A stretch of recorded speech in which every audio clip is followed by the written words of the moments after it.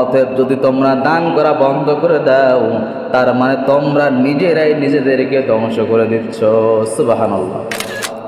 গবেষণায় বলা হয়েছে, বিজ্ঞানীরা বলছে, সমস্ত ভাইরাস এই ঘিলু পর্যন্ত পৌঁছাতে দেয় না এই পর্দাটা।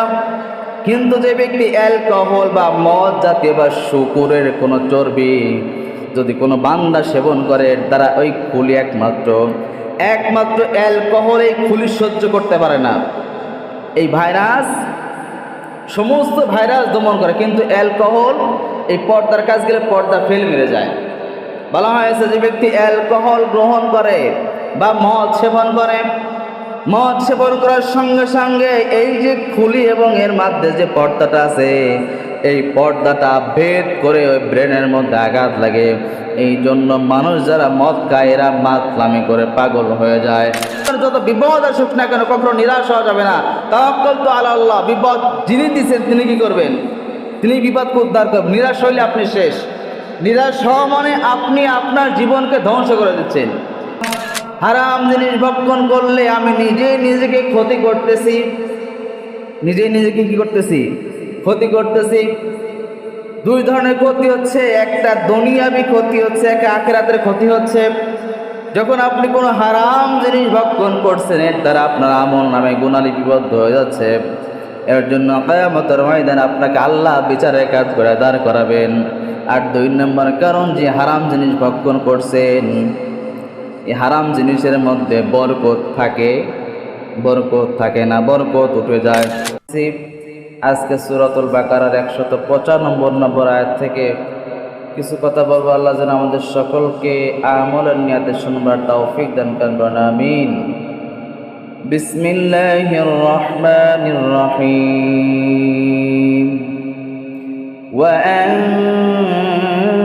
وأنفقوا في سبيل الله ولا تلقوا بأيديكم إلى التهلكة وأحسنوا إن الله يحب المحسنين وأنفقوا في سبيل الله ولا تلقوا بأيديكم إلى التهلكة। আল্লাহ পাক রব্বুল আলামিন আয়াতের মধ্যে বলতেছেন, ওয়ানফিকু ফি সাবিলিল্লাহ, তোমরা জিহাদ করো আল্লাহর পথে। ওয়ালা তুলকু বিআইদিকুম ইলা তাহলুকা, খবরদার নিজেকেই নিজেদের দ্বারা ধ্বংস করো না। ওয়াহসিনু ইন্নাল্লাহা ইউহিব্বুল মুহসিনিন। ওয়াহসিনু, আর তোমরা দয়া করো বা ভালো কাজ করো।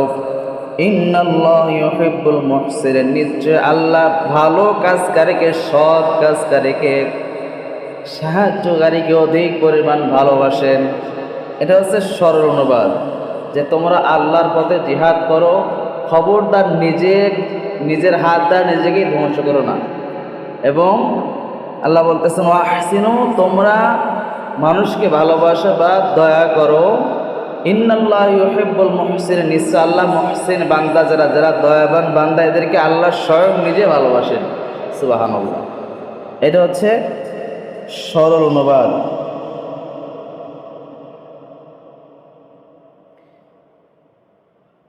এবার আসেন একটু ব্যাখ্যায় চাই।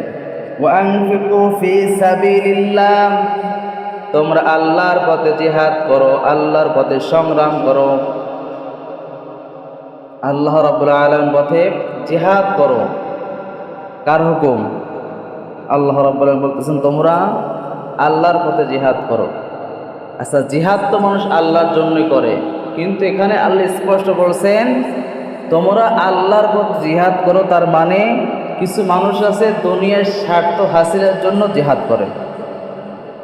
এবার আসেন, তাহলে বোঝা গেল জিহাদ করতে হবে কার পক্ষে?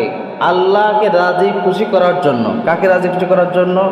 আল্লাহকে রাজি ও খুশি করার জন্য জিহাদ করতে হবে। জিহাদ মানে আল্লাহর বিরুদ্ধে কোনো মানুষ দাঁড়ালে তার বিরুদ্ধে সংগ্রাম করা, তাকে ধ্বংস করাই হচ্ছে জিহাদ। ইসলামের বিরুদ্ধাচরণ যারা করে এদের বিরুদ্ধাচরণ করাই জিহাদ। এবং কোনো মানুষ যদি ইসলামকে নিভায় দিতে চায়, ইসলামকে ধ্বংস করে দিতে চায়, এটার প্রতিরোধ গড়ে তোলাই হচ্ছে জিহাদ। যেমন আবার নিজেকে ইসলাম থেকে দূরে সরাতে চায় কিছু মানুষ, সেক্ষেত্রে নিজেকে বাঁচানোর জন্য সংগ্রাম করাও জিহাদ। যেমন ধরেন সর্বপ্রথম জিহাদ হয়েছে বদরের যুদ্ধ। রাসূল সাল্লাল্লাহু আলাইহি ওয়াসাল্লামের জীবনীতে সর্বপ্রথম জিহাদ কোন যুদ্ধ? বদরের যুদ্ধ। এখন বদরের যুদ্ধ সংগঠিত হলো কেন? কাফের মুশরিকরা রাসূলকে হত্যা করার ষড়যন্ত্র করছিল। তারা কিভাবে রাসূলকে হত্যা করা যায়, শুধু তাই নয়, ইসলামের দাওয়াত যে রাসূল দিচ্ছে এই দাওয়াত কিভাবে নিভায় দেওয়া যায়। ইসলামের যে আলো, তখন তো ইসলামের আলো ব্যাপকভাবে ছড়িয়ে পড়ে নাই সারা দেশের মধ্যে। সেই সময় যুদ্ধ করেছিল কয়জন? 313 জন সাহাবী। সেই সময় সাহাবী ছিল 313 জন। আর এখন কত? এখন মুসলমান কত? লক্ষ লক্ষ না, এখন কোটি কোটি মুসলমান। সারা পৃথিবীর 250 কোটি প্লাস মুসলমান আছে। আর তখন 313 জন। প্রিয়, তখন তো রাসূলকে যারা দেখছে তারাই সাহাবী, যারা ঈমান আনার পর রাসূলকে দেখছে তারাই সাহাবী। তাহলে যারা ঈমান আনছে এবং রাসূলকে দেখছে এরকম সাহাবী ছিল 313 জন। সেই সময় তাহলে মুসলমান ছিল 313 জন। তাহলে বদর যুদ্ধ সংগঠিত হয়েছে 313 জন এবং কাফিররা ছিল 1000। তাহলে বুঝতে হবে মুসলমানদের চাইতে কাফিরের শক্তি বেশি ছিল। মুসলমানদের চাইতে কাফিরের শক্তি বেশি ছিল। এজন্য কাফিররা চিন্তা করলো কিভাবে মুহাম্মদকে দমানো যায় এবং মুহাম্মদের ইসলামকে দমানো যায়। ষড়যন্ত্রে লিপ্ত হলো। অসংখ্য ষড়যন্ত্র করার পর যখন কোনো ষড়যন্ত্রে কাজ হলো না, তখন বলে মুহাম্মদকে হত্যা করো। শুধু মুহাম্মদকে না, যারা মুহাম্মদকে ভালোবাসে সবাইকে হত্যা করে ফেলো। মানে যারা ইসলাম গ্রহণ করছে তাদেরকে কি করো? হত্যা করো। তাহলে ইসলামের বাতি নিভিয়ে যাবে, ইসলামের প্রচার প্রসার আর কেউ করতে পারবে না। এখন যারা ইসলাম গ্রহণ করেছে এদের তো জীবনটা টিকিয়ে রাখতে হবে, ইসলামের দাওয়াত দিতে হবে। ওরা চায় ইসলামের বাতিকে নিভিয়ে দেওয়া।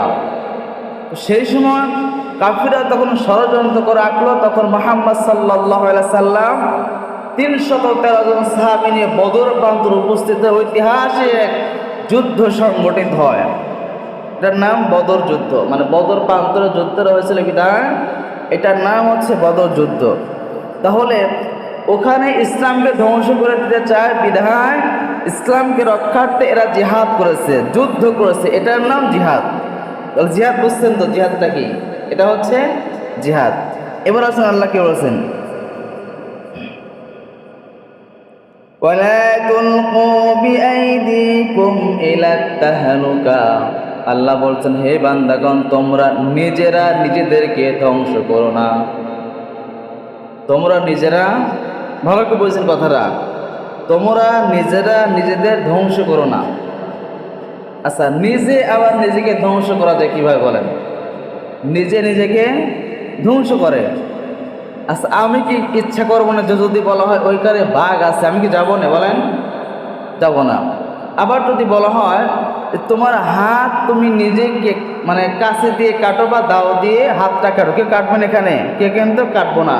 আবার যদি বলা হয় তুমি এই পানি ব্যবহার করলে অসুস্থ হয়ে যাবে, তাহলে কেউ ব্যবহার করবে না। কিন্তু আল্লাহ কে বলছেন? আল্লাহ বলছেন ওয়ালা তুলকু বিআইদিকুম ইলা তাহলুকা, তোমরা নিজেরা নিজেদেরকে ধ্বংস করো না। এখন প্রশ্ন আসতে পারে, নিজেরা আবার নিজেদের কেমন করে ধ্বংস করে? ভালো করে কথাগুলো বলছেন। যেহেতু এটা এমন একটা প্ল্যাটফর্ম, এটা বোঝার জায়গা, শেখার জায়গা। আর আপনি ওয়াজের মাঠে যাবেন, আপনাকে কেউ এইভাবে বোঝাই দিবে না, দিবে? ওখানে ধাঁচে আলাদা, আর এখানে শিক্ষার জায়গা। এদের সবাই মন দিয়ে কথাগুলো বুঝবেন। ওয়ালা তুলকু বিআইদিকুম ইলা তাহলুকা, আল্লাহ বলছেন তোমরা খবরদার নিজেরা নিজেদেরকে ধ্বংস করো না। এখন প্রশ্ন আসতে পারে প্রত্যেকটা মুসলমানের, যে নিজে আবার নিজেকে ধ্বংস করে কিভাবে? এখন তাফসিরে তাবারিতে ওরা এখানে নিজেরা নিজেদের ধ্বংস করে কিভাবে, এটা 6টা কারণ লিখছে। কয়টা? 6টা। এই 6টা কারণ যদি মন দিয়ে শোনেন অবশ্যই বুঝে আসবে নিজেরা নিজেদের কিভাবে ধ্বংস করে। এক নম্বর কারণ ওরা উল্লেখ করেছে, এক নম্বর কারণ ওয়ালা তুলকু বিআইদিকুম ইলা তাহলুকা, তোমরা নিজেরা নিজেদেরকে ধ্বংস করো না। এর একমাত্র কারণ ইসলামের পথে দান না করা। ইসলামের পথে কি না করা? দান না করা। কারণ কি দেখেন, দান করা একটা সওয়াবের কাজ। দান করলে দানের বিনিময়ে আল্লাহ আপনাকে নেকি দিবে। শুধু তাই নয়, দান করার দ্বারা আল্লাহ আপনার সম্পদকে বাড়িয়ে দিবে। আল্লাহ নিজে স্বয়ং বলেছেন, যে ব্যক্তি দান করবে আল্লাহ রাস্তা, আল্লাহ বলেন আমি আল্লাহ ওর সম্পদকে বাড়িয়ে দিব। সুবহানাল্লাহ। তাহলে এখন বোঝেন, যদি আপনি দান করা বন্ধ করে দেন তাহলে আপনার সম্পদ কমবে না বাড়বে? কমবে। যদি দান না করি তাহলে কি হবে? সম্পদ কমে যাবে। তাহলে আমি নিজেকে নিজে ধ্বংস করতেছি না? যে দান না করি তাহলে আমার সম্পদ কি হয়ে যাবে? কমে যাবে। আচ্ছা, আমার সম্পদ কমে যায়, এটা আমার ক্ষতি না? তাহলে আমি যদি দান না করি তাহলে আমি নিজে নিজের ক্ষতি করতেছি। এটা এক নম্বর কারণ। সাহাবায়ে কেরামের জামানায় এমন হয়েছিল, রাসূল সাল্লাল্লাহু আলাইহি সাল্লাম যখন জিহাদ করতে করতে এক পর্যায়ে ইসলামের বিজয় হয়ে গেল, ইসলামের বিজয় পতাকা উড্ডীন হয়ে গেল, সারা পৃথিবীতে ইসলামের জয় জয়গান, সকলেই শুধু মুখে ইসলামের বাণী, মুহাম্মদ সাল্লাল্লাহু আলাইহি সাল্লামের নাম।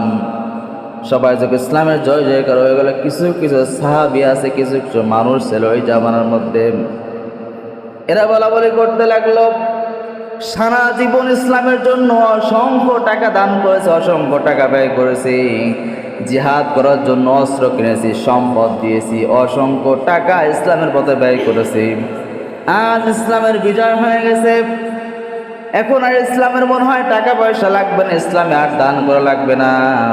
এখন যা কামাই করবো সব কামাইটা আমার সংসারে লাগাবো, এখন থেকে যা ইনকাম করব সমস্ত সম্পদ আমার ব্যক্তিগত কাজে ব্যবহার করব।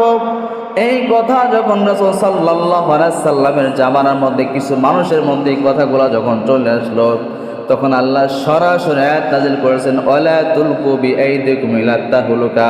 এ বান্দাগণ, দান করলে সম্পদ বেড়ে যায়, কমে না। অতএব যদি তোমরা দান করা বন্ধ করে দাও, তার মানে তোমরা নিজেরাই নিজেদেরকে ধ্বংস করে দিচ্ছ। সুবহানাল্লাহ। তাহলে নিজেরাই নিজেদেরকে কি করতেছি? ধ্বংস করে দিচ্ছি।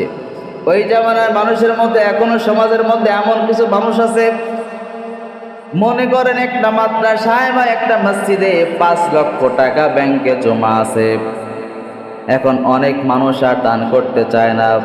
যদি বলা হয় দান করো না কেন, ওই লোকটা বলে, ভাই এখন তো মসজিদে বা মাদ্রাসায় 5 লক্ষ টাকা জমা আছে, তাহলে মসজিদে তোর টাকার প্রয়োজন নাই, দান করবে কেন?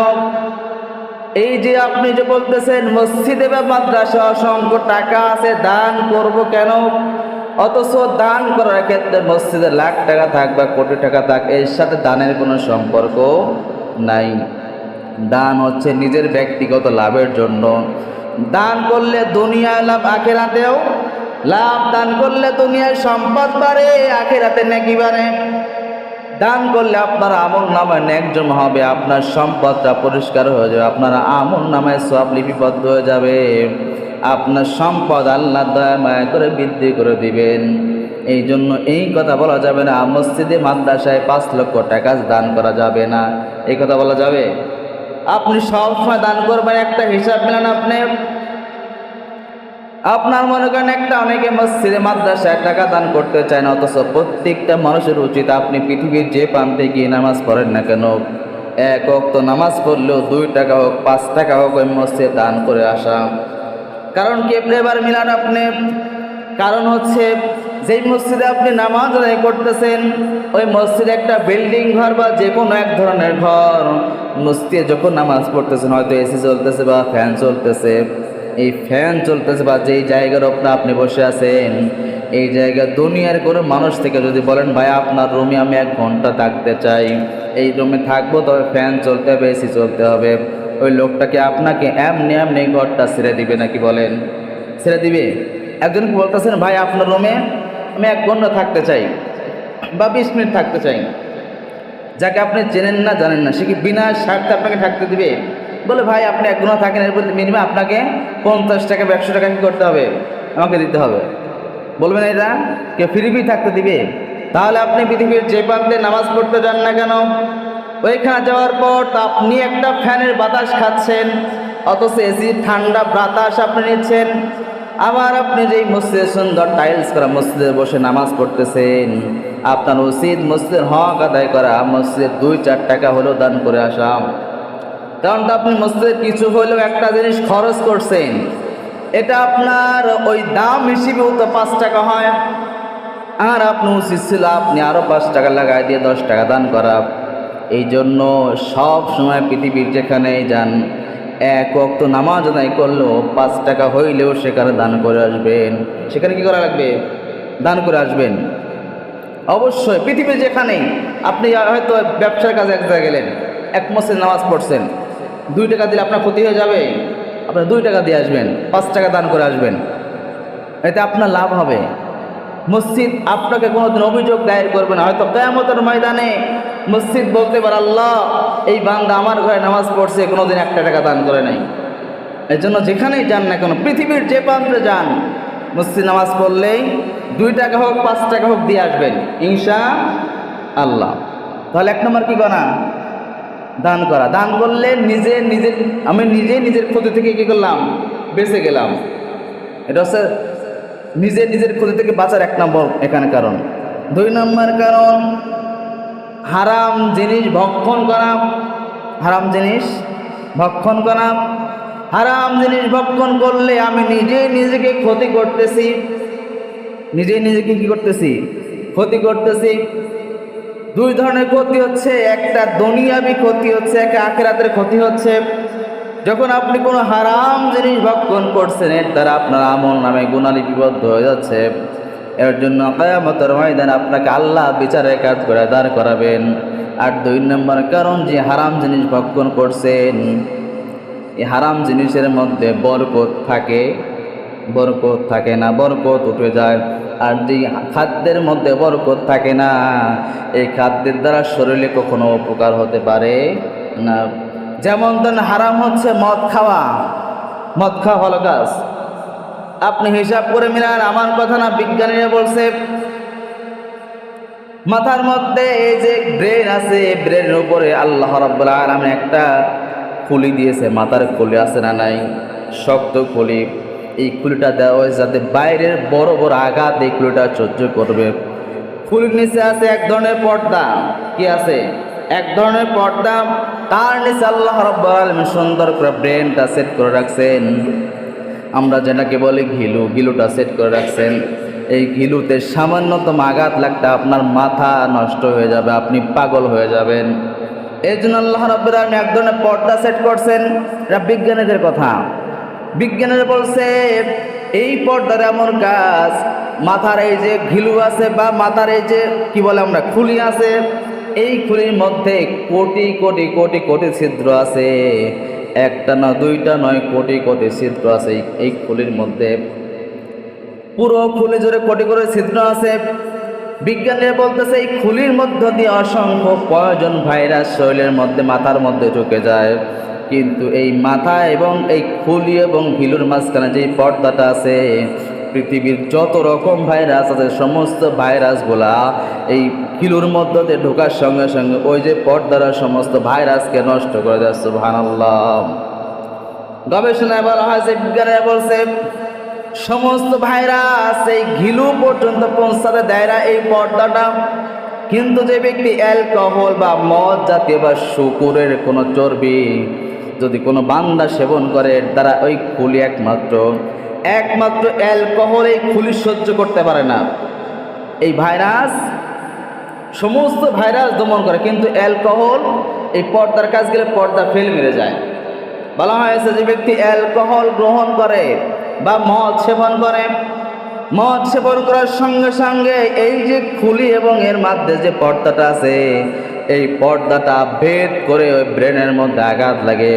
এই জন্য মানুষ যারা মদ খায় এরা মাতলামি করে পাগল হয়ে যায়, কারণ এই যে কন্ট্রোল করার শক্তি ওই পর্দার মধ্যে থাকে না। তাহলে বলেন, মদ খাইলে স্বাস্থ্যের জন্য ক্ষতিকর না ভালো? বলেন, জোরে বলেন, কি ক্ষতিকর?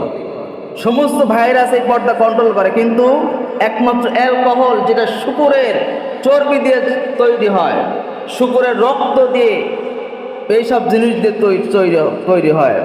এই জিনিস এই পর্দাটা কন্ট্রোল করতে পারে না, ব্রেনে আঘাত করে। এর জন্য যারা মদ খায় এরা অধিকাংশ পাগল হয়ে যায়। এরা কি হয়ে যায়? পাগল হয়ে যায়। এদের মাথায় কমন সেন্স থাকে না, এরা রাগের মধ্যে চলে, সবসময় রাগ কন্ট্রোল করতে পারে না এরা, কারণ এই ভাইরাস এর ব্রেনে আঘাত করে। তাহলে স্বাস্থ্যের জন্য ক্ষতি না লাভ? সমস্ত হারাম জিনিস যেগুলো আছে, যত হারাম খাবার আছে, একটা একটা করে যদি বৈজ্ঞানিক দৃষ্টিকোণ থেকে ব্যাখ্যা দেওয়া যায়, প্রত্যেকটা হারাম জিনিসের মধ্যে স্বাস্থ্যের জন্য ক্ষতিকর দিক রয়েছে। এটা হচ্ছে আপনার স্বাস্থ্যের জন্য ক্ষতিকর। আবার আখিরাতের দিক দিয়ে আপনার আমল নামে হারাম জিনিস ভক্ষণ করলে কিয়ামতের ময়দানে আপনার আমল নামায় শুধু গুনার গুনায় লিপিবদ্ধ হয়ে যাবে। তাহলে 2 নাম্বার, হারাম জিনিস ভক্ষণ করা দ্বারা নিজেই নিজেকে কি করতেছি? ধ্বংস করে দিচ্ছি। আমি নিজেই নিজেকে ধ্বংস করে দিচ্ছি। 3 নাম্বার, ওয়ালা তুলকু বিআইদিকুম ইলা তাহলুকা, এর অর্থ 3 নাম্বার অর্থ হচ্ছে গুনাহ করা। কি করা? গুনাহ করা। গুনাহ এমন একটা জিনিস আল্লাহ রাব্বুল আলামিন অসংখ্য আয়াতের মধ্যে বর্ণনা করছেন, বান্দা গুনাহ করলে তোমার আমলনামায় গুনাহ জমা হয়, অন্যায় কাজগুলা করলে তোমার আমলনামায় গুনাহ জমা হয়। এর দ্বারা কি হয়? তুমি দুনিয়াতে আল্লাহর রহমত থেকে বঞ্চিত হয়ে যাও, এবং কিয়ামতের ময়দানে গুনাহ করার দ্বারা তোমার জন্য জাহান্নাম অবধারিত হয়ে যায়। আপনি স্ব-ইচ্ছায় গুনাহগুলা করেন, ইসলাম বিরুদ্ধে কাজগুলা করেন, তাহলে আমি নিজেই নিজেকে কি করতেছি? ধ্বংস করে দিচ্ছি। নিজেকে ধ্বংস করে দিচ্ছি গুনাহ করার দ্বারা। কারণ গুনাহ করলে কোনো ফায়দা নাই, বরং গুনাহ করলে নিজের জীবনের ক্ষতি, আমলের ক্ষতি। আমল নামে শুধু গুনাহ আর গুনাহ, জাহান্নামে যাওয়ার রাস্তা সহজ হয়ে যায়। তাহলে জানতেছে যে এটা গুনাহের কাজ, এটা করলে আমার জন্য ক্ষতি, আমার আমল নামায় গুনাহ জমা হবে, এরপরেও যদি গুনাহ করে, তার মানে আমি নিজে নিজেকে কি করতেছি? ধ্বংস করে দিচ্ছি। আচ্ছা, বিড়ি সিগারেট এর গায়ে কি লেখা আছে বলেন তো? বিড়ি সিগারেট ফুসফুসে ক্যান্সার তৈরি করে, এটা পড়েন নাই মনে হয়? লেখা নাই? প্যাকেটের উপর লেখা আছে। এখন ওখানে লেখা থাকার পর যদি খান, তাহলে আমি নিজে কি করতেছি? নিজেই ধ্বংস করে দিচ্ছি নিজেকে। আমি নিজেই নিজেকে ধ্বংস করে, যত যে ইসলামে না হারাম কাজ হচ্ছে বিড়ি সিগারেট খাওয়া, তাহলে আপনি গুনাহ করতেছেন। এদের আপনার স্বাস্থ্যের ক্ষতি হচ্ছে, আপনার আমল নামে গুনাহ জমা হচ্ছে, আপনি নিজেই নিজেকে কি করতেছেন? ধ্বংস করে দিচ্ছেন। 4 নাম্বার, পাপ কাজ থেকে তওবা না করে নিরাশ হয়ে যাওয়া। পাপ কাজ থেকে তওবা না করে কি হয়ে যাওয়া? নিরাশ হয়ে যাওয়া। অনেক মানুষ আছে অসংখ্য গুনাহ করতেছে, গুনাহ করতে করতে এমন এক সময় আসে যায়, যদি বলা হয় ভাই আপনি ইসলাম মানেন, কোরআন মানেন, নামাজ পড়া ধরেন, ওই লোকটা বলে আমি এত বড় গুনাহ করেছি, আমার মনে হয় আল্লাহ গুনাহগুলো মাফ করবে না, বিদায় আমি যেমন গুনাহ করছি সারা জীবন এরকম গুনাহ করেই যাব। অসংখ্য মানুষ আছে সারা জীবন গুনাহ করছে, আর যদি নেক আমল করার কথা বলে, বান্দা নেক আমল করতে চায় না। যদি বলা হয় ভাই নেক আমল করতে চাও না কেন? বলে আমার দ্বারা আর তওবা করা সম্ভব না, কারণ মনে হয় আল্লাহ রাব্বুল আলামিন এত পরিমাণ গুনাহ করছে, আল্লাহ মনে আমার গুনাহগুলো মাফ করবে না। এই নিরাশ হওয়া মানে নিজের জীবনকে ধ্বংস করে দেওয়া। কারণ আল্লাহ রাব্বুল আলামিন বলেছেন লা তাকনাতু মির রাহমাতিল্লাহ ইন্নাল্লাহা ইয়াগফিরুয যুনুবা জামিআ ইন্নাহু হুয়াল গফুরুর রহিম। আল্লাহ বলছেন বান্দা খবরদার, যত পাপ করো না কেন, যত গুনাহ করো না কেন, আমার রহমত থেকে নিরাশ হও না। আমার রহমত তোমার জন্য সব সময়, আমি আল্লাহর ভালোবাসা আছে। যত গুনাহ করো না কেন, দুনিয়ার নিকৃষ্ট বান্দা হও না কেন, যদি তুমি খাস দিলে তওবা করে ফিরে আসতে পারো, খবরদার নিরাশ হও না। আমি আল্লাহ দুনিয়ার সমস্ত মানুষ তোমাকে ফেলে দিতে পারে, কিন্তু আমি আল্লাহ তোমাকে আগলে রেখে তোমার জীবনের গুনাহগুলো মাফ করে দিতে পারি। সুবহানাল্লাহ। নিরাশ হওয়া যাবে না। কি হওয়া যাবে না? নিরাশ হওয়া যাবে না। কিতাবের মধ্যে আসছে নিরাশ হয় কাফিররা, মুশরিকরা, খবরদার কোনো মুসলমান নিরাশ হয় না। আপনি ব্যবসা করতেছেন, হঠাৎ দেখলে আপনার 5 লক্ষ টাকা লস হয়ে গেছে, আপনি মনে করতেছেন হায় রে আমার জীবনে লস হয়ে গেলাম, নিরাশ হয়ে গেলাম, হতাশ হয়ে গেলাম, আমার মনে হয় আর আমি জীবনে কিছু করতে পারব না, ভেঙে পড়া যাবে না। একবার আপনার ক্ষতি হয়েছে, আবার চেষ্টা করেন, আল্লাহর পর তাওয়াক্কুল করে আপনি আবার নতুন করে শুরু করেন। আল্লাহ এই রহমতের মধ্যে বরকত ঢেলে দিবেন। সুবহানাল্লাহ। আল্লাহ কি করবেন? বরকত ঢেলে দিবেন। যদি আপনি নিরাশ হয়ে যান তাহলে আপনার নিজের জীবনকে নিজে কি করতেছেন? ধ্বংস করে দিচ্ছি। নিরাশ হওয়া যাবে না। হোক না কেন, যত বিপদ আসুক না কেন, কখনো নিরাশ হওয়া যাবে না। তাওয়াক্কুল তো আলা আল্লাহ। বিপদ যিনি দিচ্ছেন তিনি কি করবেন? তিনি বিপদকে উদ্ধার করবেন। নিরাশ হইলে আপনি শেষ। নিরাশ হওয়া মানে আপনি আপনার জীবনকে ধ্বংস করে দিচ্ছেন। এই জন্য খবরদার নিরাশ হওয়া যাবে না। আপনার যত বড় অসুখ হোক, যত বড় বিপদ হোক, যত বড় সমস্যায় পড়েন না কেন, একমাত্র আল্লাহ রাব্বুল আলামিন ভরসা করেন, তাওয়াক্কুল আল্লাহর উপর করেন। তাওয়াক্কুল করে আল্লাহর উপর ভরসা করে, ধৈর্য হারা না হয়ে, নিরাশ না হয়ে আল্লাহর উপর ভরসা করে আবার নতুন করে শুরু করেন। দেখবেন ওর মধ্যে আল্লাহ এত বরকত দিয়েছে, পিছনে যত ক্ষতি হয়েছে সমস্ত ক্ষতি আল্লাহ একবারে পোষায় দিয়েছেন। সুবহানাল্লাহ। আল্লাহ চাইলে পারেন না? বলেন পারেন না? অবশ্যই পারেন। এই জন্য খবরদার, যত বড় বিপদ আছে কখনো নিরাশ হওয়া যাবেন। একমাত্র আল্লাহর ভরসা আবার নতুন করে শুরু করবেন সব কিছু। অনেকে আত্মহত্যা করে, নিরাশ হয়ে যায় যে আমার মনে হয় আর কোনো কুল নাই।